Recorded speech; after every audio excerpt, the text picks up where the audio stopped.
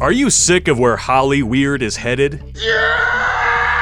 Do you prefer movies with actual stories and characters instead of political axe grinding? The hatred and the division and blah, blah, blah. And I don't want to see it anymore. Not So Sane Entertainment has been a proud sponsor of Redonkulas.com for years, and they will never apologize for anything. Because if this is art, this is a masterpiece. Winning, no! Gain access to every film in their catalog at notsosane.com today and use the coupon code POP2020 to get 10% off.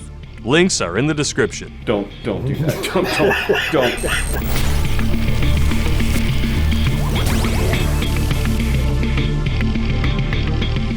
What's up, you mindless fornication addicts? Terrence Popp here at Redonkulas.com. And broadcasting from the chocolatey center of your ex-girlfriend's Tootsie Pop, I'm Toxic Male. Good Pop showed up today because I have some great news for the ladies. No matter how many lines you destroy while you're enjoying your ride on the Corn Dog Carnival, it is absolutely never your fault winning. No. With that being said, I want to introduce you to Frankie Considine. I slept with 130 men by age 28, including 4 in one day, and it almost ruined my life. Well, apparently she seems to be addicted to those oatmeal cream pies, if you know what I mean. I used to get those from my first girlfriend, Little Debbie.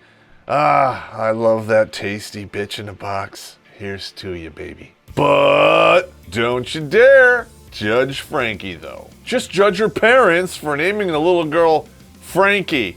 The hell were you thinking? I had to ride the carousel because my parents named me Frankie. Where? This ought to be a great one, dude, so pour yourself a very strong menagerie. And when we're done, perhaps Frankie will send us one of those texts at 1:31 in the morning. I said 1:31 because it looks like 2 sausages and a pair of boobies.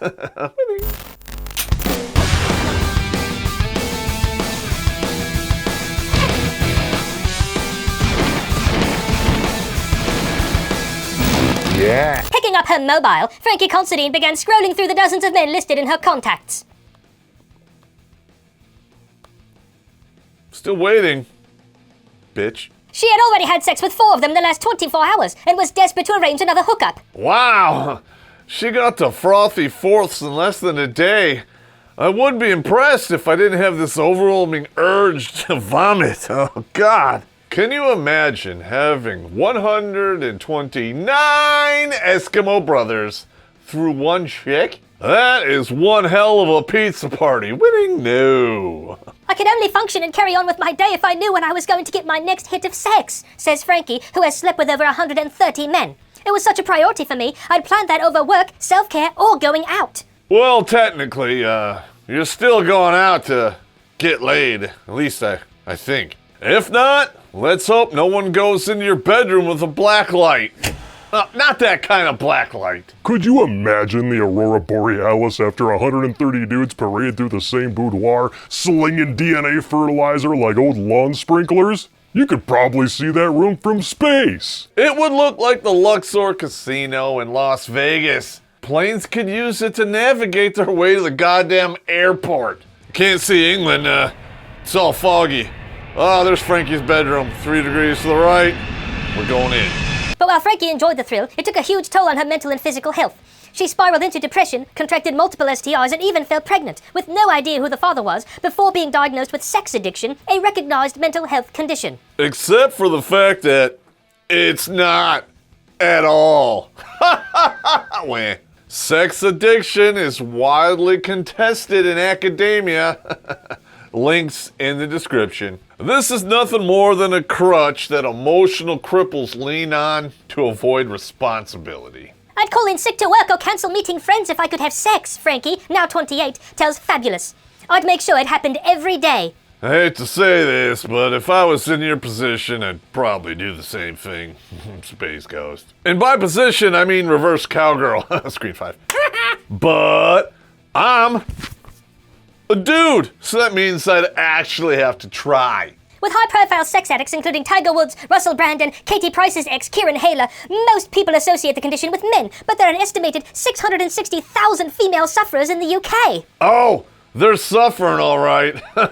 Wah. According to the Royal College of Psychiatrists, 4% of the British population are sex addicts, and the quarter of these are women. The causes, however, remain unclear. Really? I can tell you what those causes are right now. Starting with number 3. People really love a good In-N-Out burger, if you know what I mean. I personally like nice buns, juicy tomatoes, and a generous helping of my own special sauce. Screen 5. Number 2, children raised in a broken home, especially women, like to fill that void left behind by the missing parent, if you know what I mean. And number 1, women in the West tend to be a tad insecure about their slathering fat bodies. So they crave shallow validation from their target demographic. And that usually results in several parts of their body becoming targets for incoming fire. And that, sadly, is the best case scenario for dudes with minimal standards looking to score a good piece of lasagna. Worst case scenario, they feed the beast by throwing money into these chicks' OnlyFans accounts. Wah. In Frankie's case, she believes her insatiable craving for sex stemmed from the trauma of her parents' divorce and her difficult relationship with her body. Boom! You are not a special snowflake in this. You are the same decaying matter as all of us. Wah. Her parents split when she was 13 and her mum moved out. Her father worked as a cab driver, so she was often home alone, feeling lonely and isolated. I'd go online and talk to people for attention, she says. It was 100% about the closeness with another person. It was almost like I befriended these guys. After all, a 5-course meal of shallow validation would never be complete without a side order of rationalization hamster. The world does not cater to intelligent people. It revolves around the lowest common denominator. And that's why most humans are easily manipulated sheeple who will put up with anything as long as they get their lard-fried burgers from a hole in the wall, free porn, and 2-day shipping.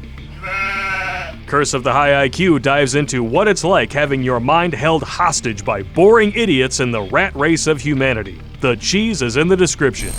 I've always been a curvy girl, bigger than my friends, and growing up that was definitely hard. So I guess when I did get that sexual attention, I clung to it. You hear that, dudes? Make yourselves a mental note here. Next time you approach a chick in a bar after 10 p.m., go for the roomy chick. Because if you think she's a safe bet, well, you're right. Woohoo! 4-day weekend! The biggest hot dog humpers that you'll ever find out there are a little roomy, fluffy, full German, or, quite comfortable. They've substituted dieting and exercise to make themselves more confident with the kind of confidence that only a beefy bratwurst can provide.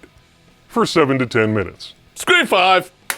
Frankie lost her virginity aged 14, then went on to have a 4-year relationship from 16 to 20. But a year into the relationship, she began cheating on her boyfriend. Shocker! 2 in the stunning, 1 in the brave. Even though I loved him, I was having sex with someone else at least every fortnight, she says. Objection, Your Honor. I want to have the word love stricken from the record because the defendant clearly has no idea what the fuck that means. Objection sustained. Good. She eventually ended the relationship after her mum died following a year-long cancer battle. It was this loss that made her sex addiction spiral out of control as she slept with endless men to cope with her grief. Oh, of course.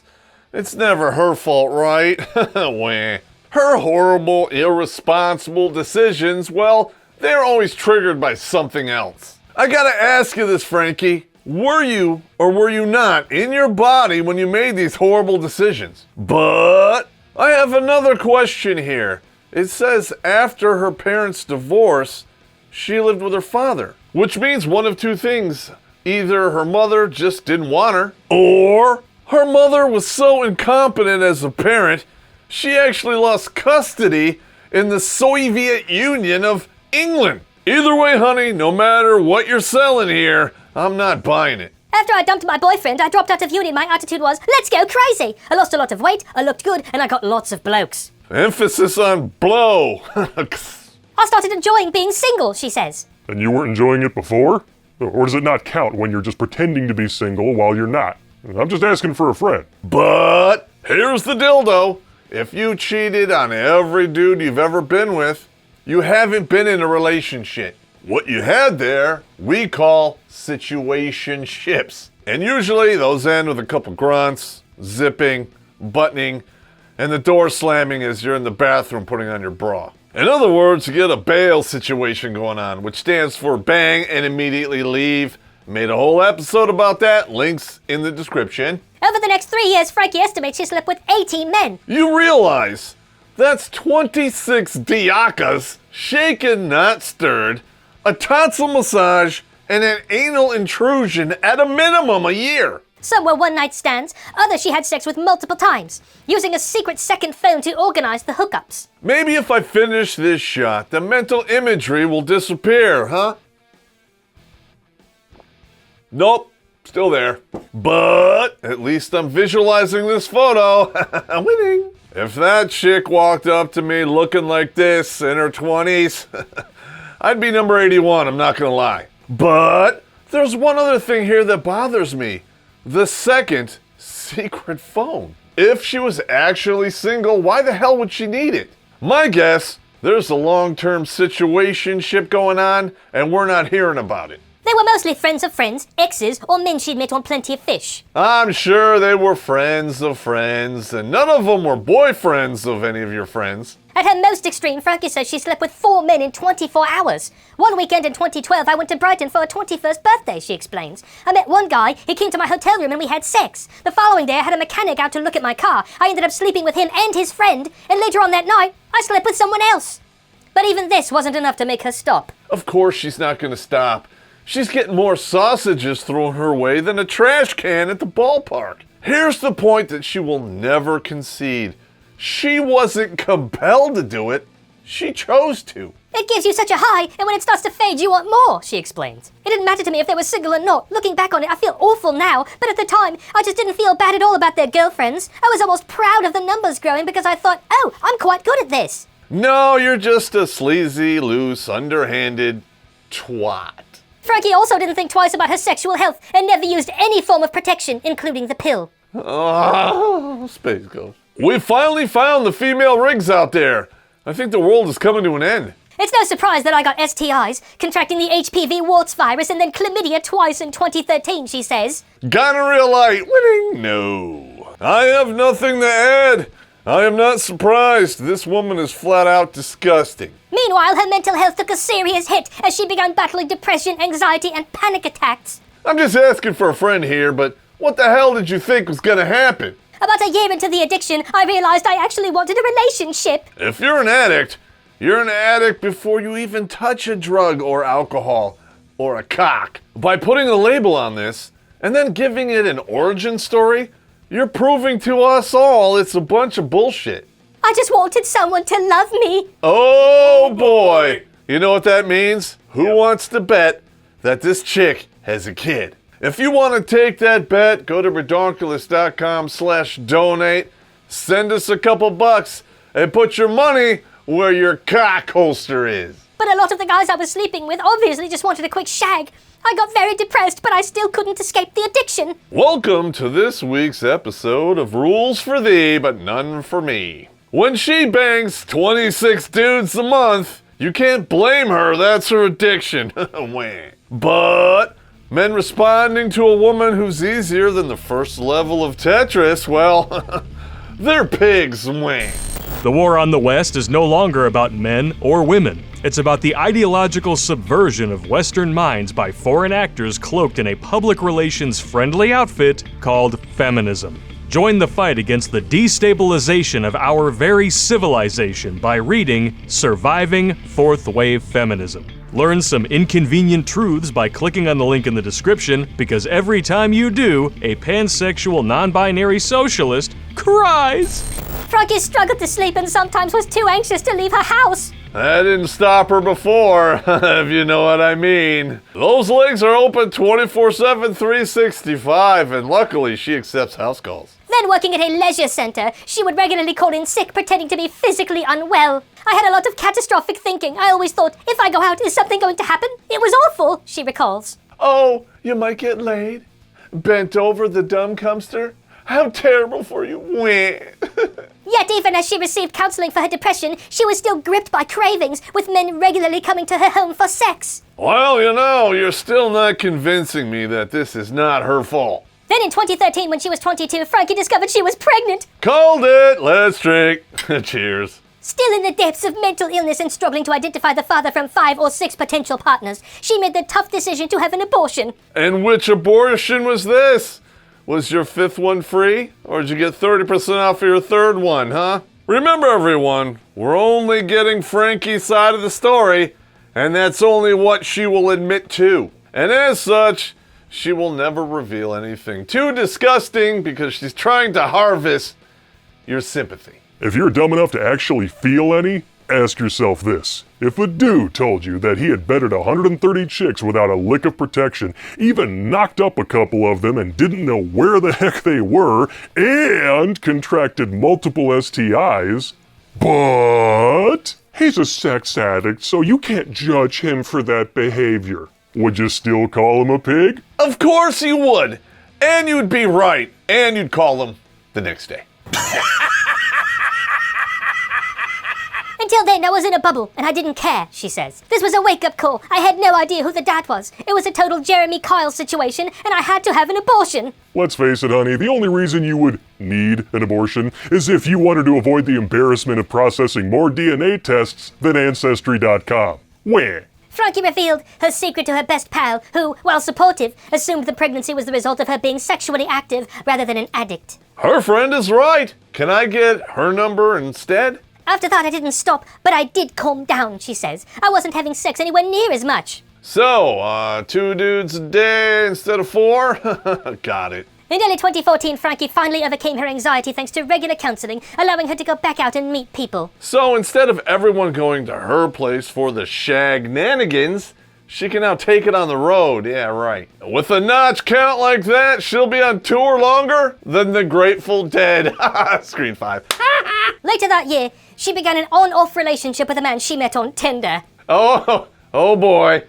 This is gonna be good, gentlemen. Wait for it. She never told him about her past, and in April of 2017, she discovered she was pregnant. Her daughter was born on January 17th, 2018. Remember this, ladies and germs out there. The best foundation for a rock-solid relationship is a lie. She was very much planned, Frankie says. Considering your history, which your baby daddy is completely unaware of, by who? When her daughter was 6 months old, Frankie and her partner broke up, and she started seeing a new therapist for support. Well, she was able to upgrade her therapist due to all of the child support she was fleecing. Eventually, aged 26, she was diagnosed with sex addiction. Now we know why she changed therapists. Her last one probably tried to actually help her by teaching her how to cope, take responsibility, and grow the fuck up. But that is not what she was really looking for, so she took her money, went to a new therapist for support. And in return, she got the exact diagnosis that she paid for. And that diagnosis allows her to point her finger at her parents, her past, and take no responsibility for herself. The relief was incredible, she says. Talking about it with my therapist, I realized none of it was my fault. I reckon there are loads of other people like me out there, but they are too nervous to come forward. Oh, there's loads of people out there, all right, and you've taken almost every single one of them to the face, back, thighs, and directly to the warehouse. But now that you found yourself a quackpot doctor, none of that is your fault. Congratulations. There is so much stigma around being a sex addict, people think it's an excuse, but we aren't sluts. It's a genuine illness. As long as you can afford a therapist who will give you the diagnosis you want, you can pretend that your utter lack of accountability, temperance, and impulse control is never your fault. Not like that'll help your phone ring after you're 35, but hey, that's just me. Weh. Today, Frankie, whose friends have been nothing but supportive since she told them about her diagnosis, says her relationship with sex has flipped on its head as she relearns what it's really about. So you're saying here, you can reprogram your physiological responses to dopamine and reboot your oxytocin receptors that 130 men beat to death with their meat clubs. Stop trying to make that happen because it's not going to happen. It's almost done a 360, she says. I just saw sex as an act and nothing more, but now I'm trying to learn the intimacy between two people. You just admitted that you made no progress whatsoever. If you are going in the wrong direction, a 180 means you're going in the opposite direction. 360 degrees means this. Nothing has changed, except it took a stupid detour and I'm still going in the wrong direction. And for Miss Frankie, it is full steam ahead into the waving fields of penis. Any so-called revelation she has will be short-lived at best. Sooner or later, it'll be back to monkey branching business as usual. So keep your knee pads in the glove compartment, baby, because I think you're gonna need them. And while she sometimes thinks of her abortion years ago, she now adores being mum, working part-time as a receptionist while her daughter attends nursery. It must be nice to work part-time and still be able to support your child. As a man, I've never been able to enjoy that type of privilege.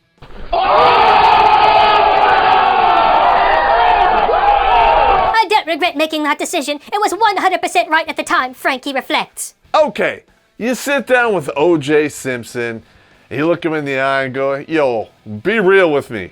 Did you really do it? And he looks you in the eye and he says, Yeah, I did it. I don't regret it, and it was 100% correct at the time. would you or would you not respond with, You're a psycho. To control her sex addiction today, Frankie uses EMDR, NHS-backed eye movement desensitization reprocessing, which helps people overcome the effects of psychological trauma. You're not psychologically traumatized. You're just a typical monkey branching banana gobbler. The only difference between you and your friends back at the glory hole is you decided to spend your child support to bribe a shrink. It is so easy on dating apps to find someone to have sex with within minutes, she says. Today I recognize such urges for what they are, loneliness and needing company. oh, my black dead heart, it just fluttered a little bit.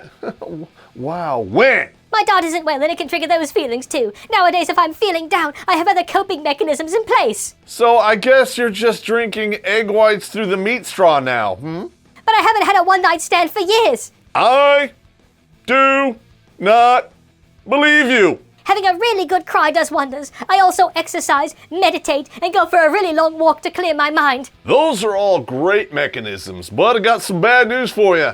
You're still gravitationally challenged, screen 5. Frankie, who is single but dating, hopes that one day she'll settle down and she's determined her past won't hold her back. Gee, that sounds wonderful, except for all the goddamn things that are wrong with it. We already know that you're gonna be completely dishonest because you already lied to the baby daddy. And number 2, a top shelf dude is not writing a check against a woman with that kind of body count and a kid. So it makes you wonder if Frankie Considine is her real name. I guess we'll never know. I'm not going to let it stop me from finding love, she says. Too late. It's public knowledge now. Thanks for the photos. Frankie Considine, if in fact that is your name, your life, over. Those pictures are gonna get passed around faster and easier than you were, and the internet lasts forever, screen 5. Sooner or later, facial recognition software and the database that supports it will be a household item. And when that day comes, it's not the type of mess you can clean up with toilet paper or Kleenex. But I and 130 other dudes that you admit to are done with you. Forever, Space Ghost.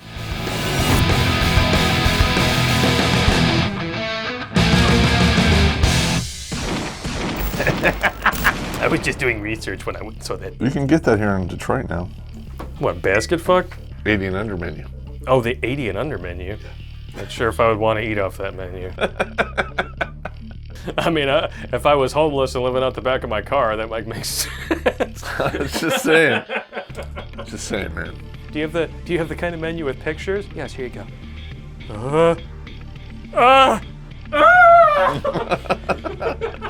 I'm out of here. I'm out of here.